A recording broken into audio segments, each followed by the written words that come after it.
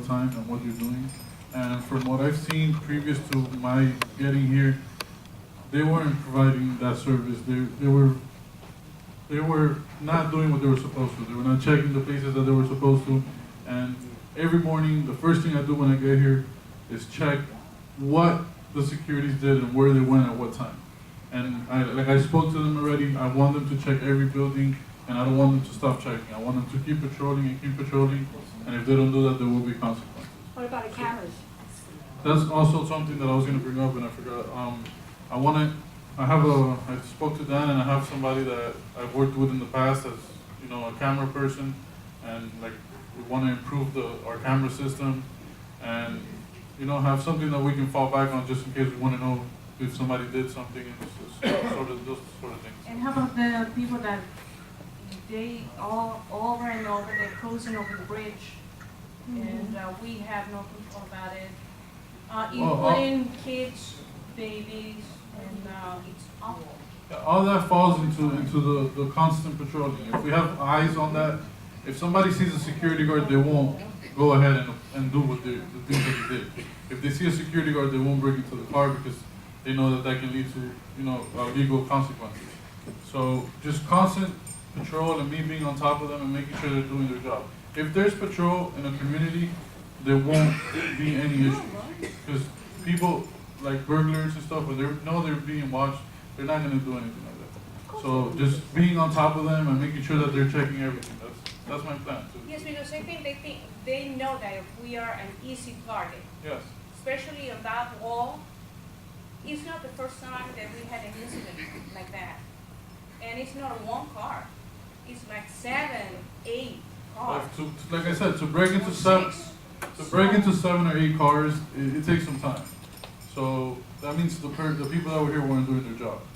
And I'm gonna make sure that they do their job so you guys feel safe and you guys don't have a problem, parking your cars at night or walking at night, women walking at 2 in the morning type of thing. Like, you want to feel safe where you live. I live in a community also, and I also want to feel safe. So I just, whatever I feel like I should have where I live, I want to have the same thing here. Okay, actually on that point, we have contacted and reached out to the Master Association to fix that end of the bridge. If you look at the other side on the hills, there's what's called the wagon wheel, with it's kind of spiky.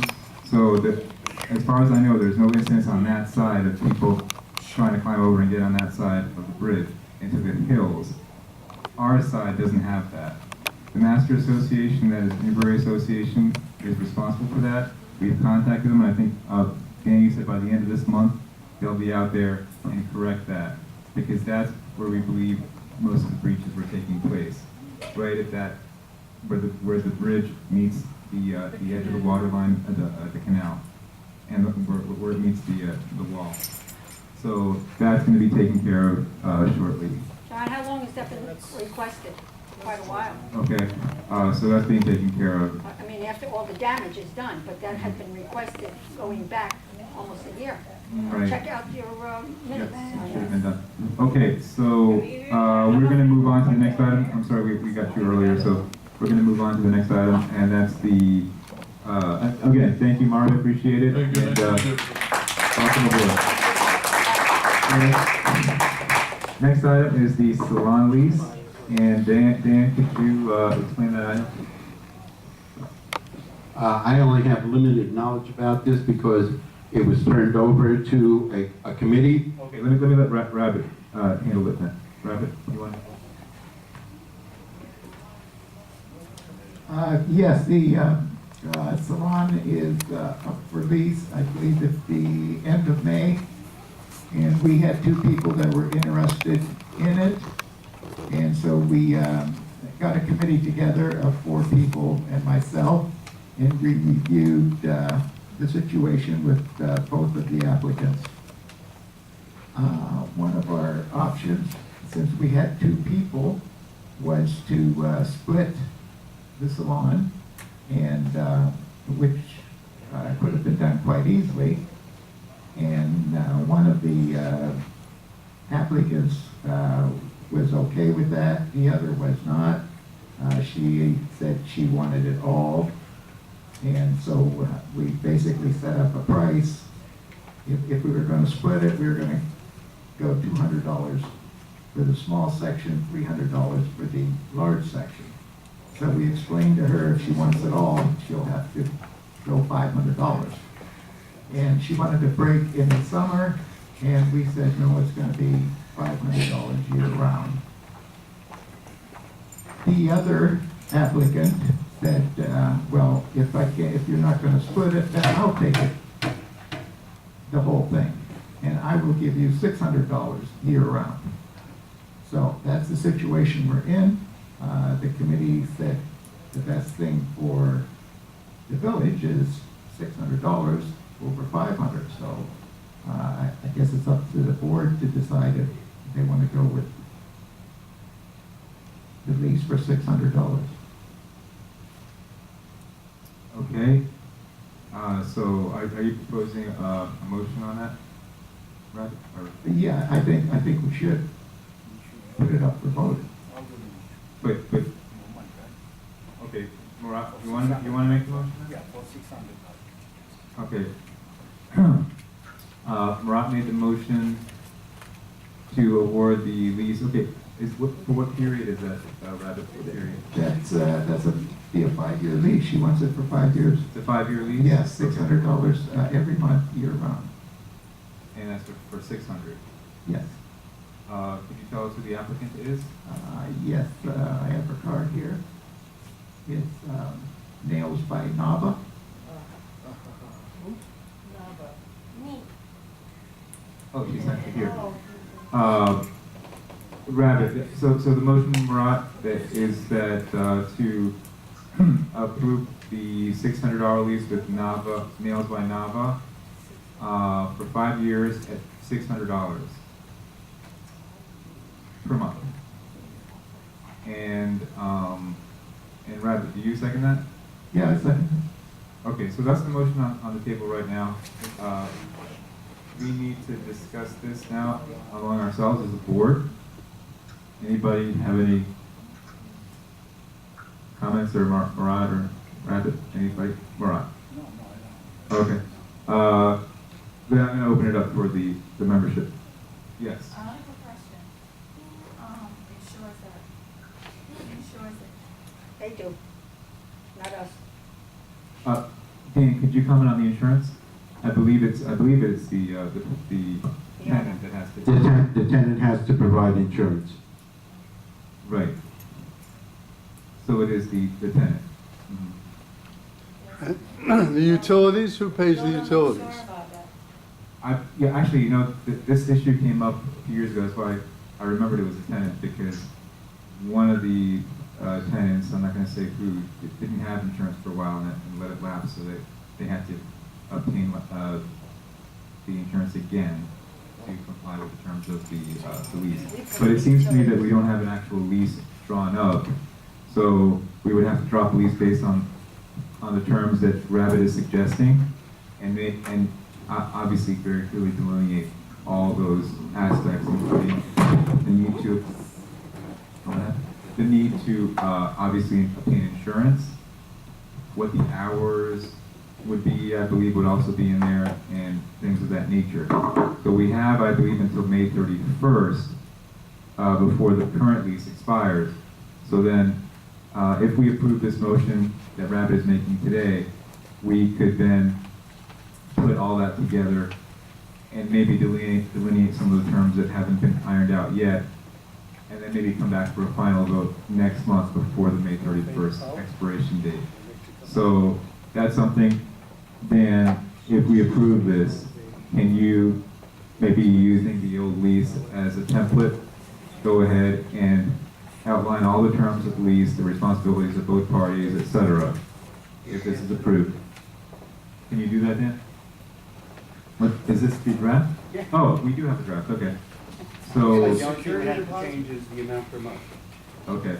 So we have insurance already is covered here? Yes, I believe it is in there.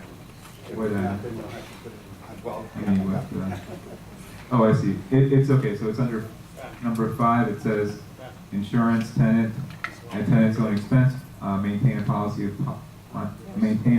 or policies of comprehensive general liability insurance. So it is there. Okay.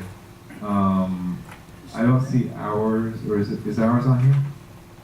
No, Okay. we have to discuss ours with her. Okay, so this is the draft. It's not the final Right. product that we would vote on at the final meeting, but we would need to vote on something to see which tenant we go forward with and along what general terms. So that's the motion and a second. And do we have, yes, Betsy? Is this gonna be a beauty parlor as well as a nail salon?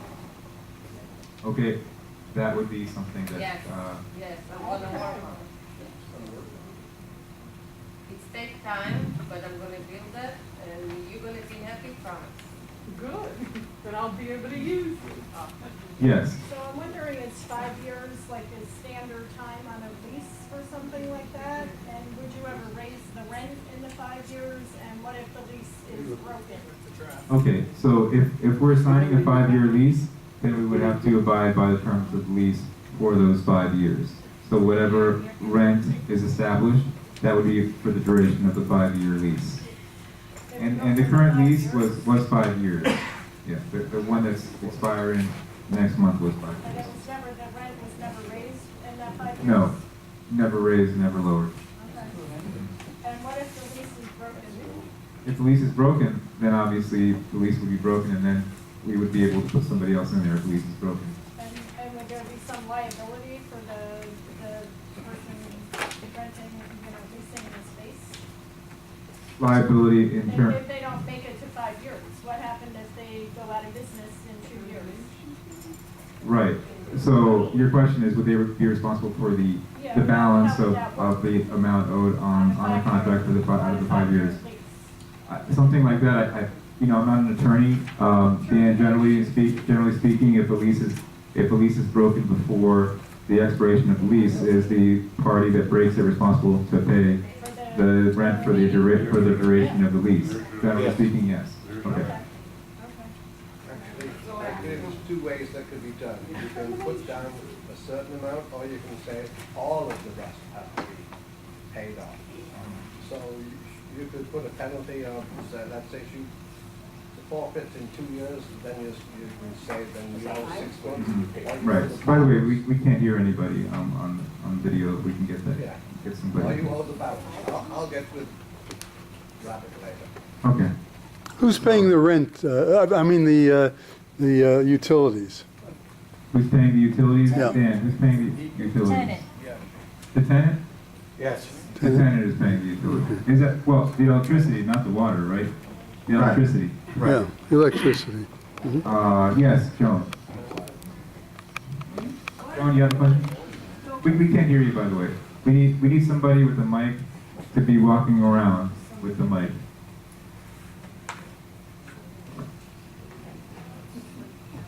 They have the fire department.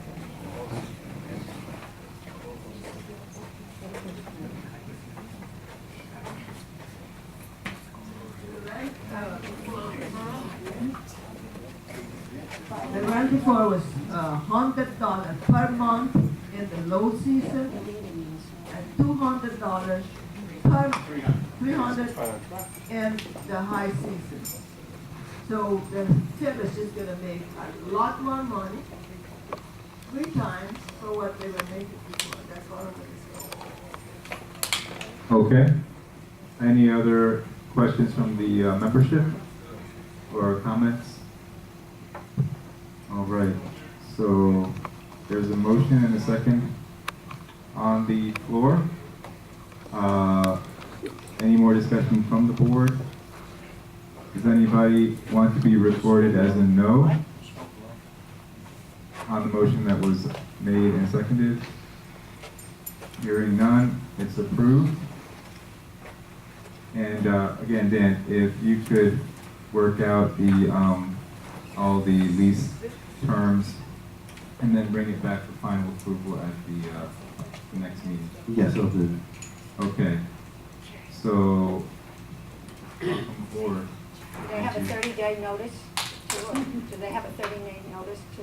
I I don't know if there's a 30-day notice required if the lease is expiring, but Dan, maybe you could address that.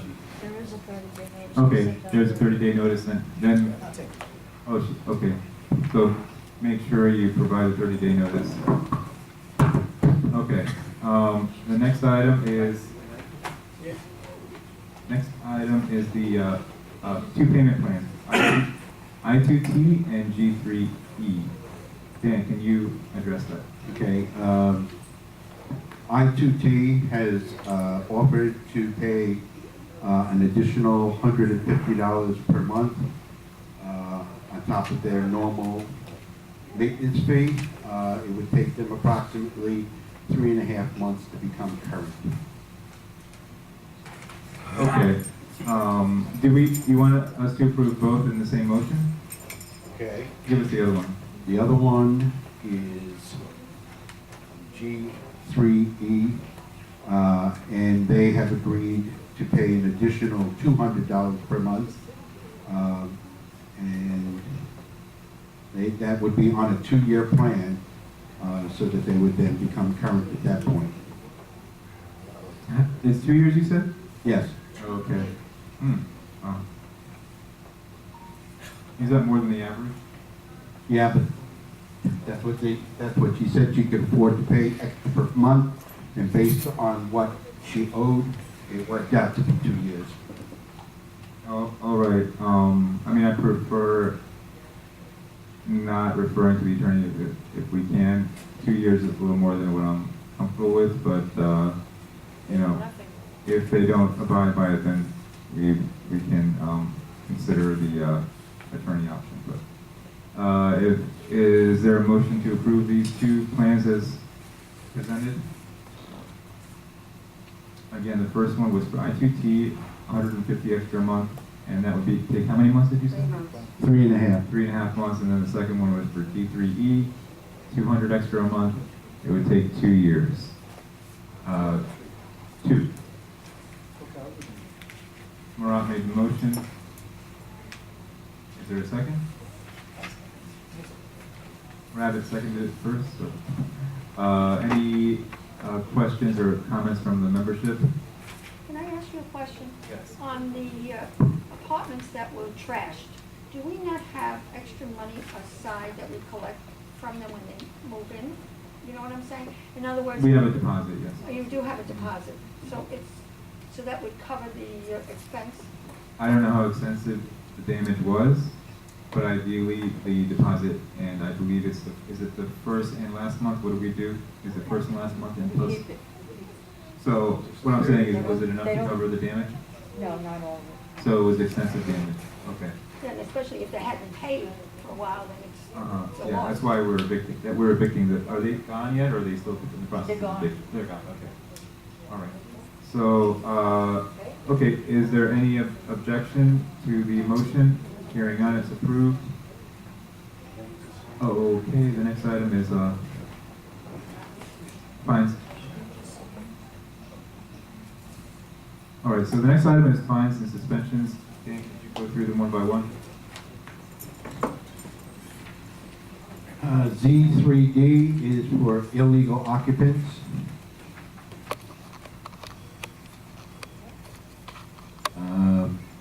E1Z is for screens.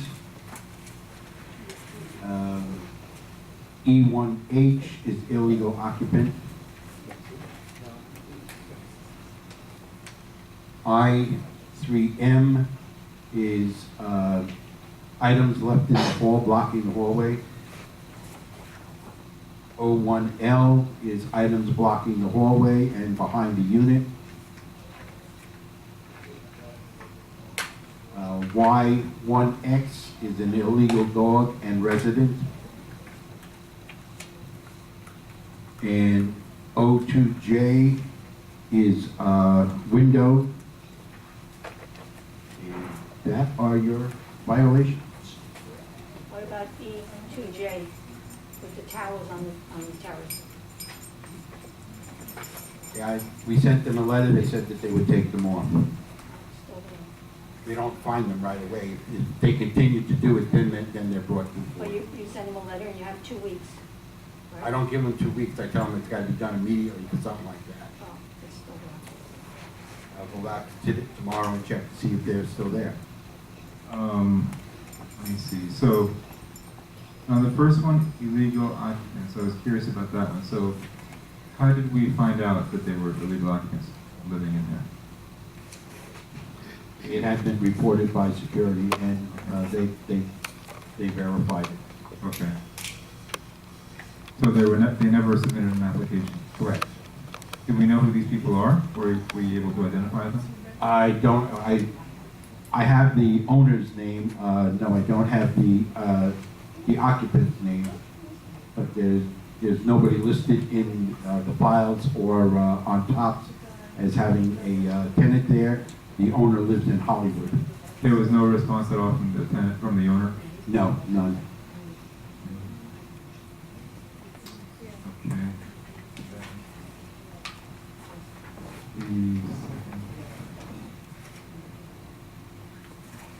Could you explain one that you said there were objects blocking the hallway? Yeah, they had boxes out in the hallways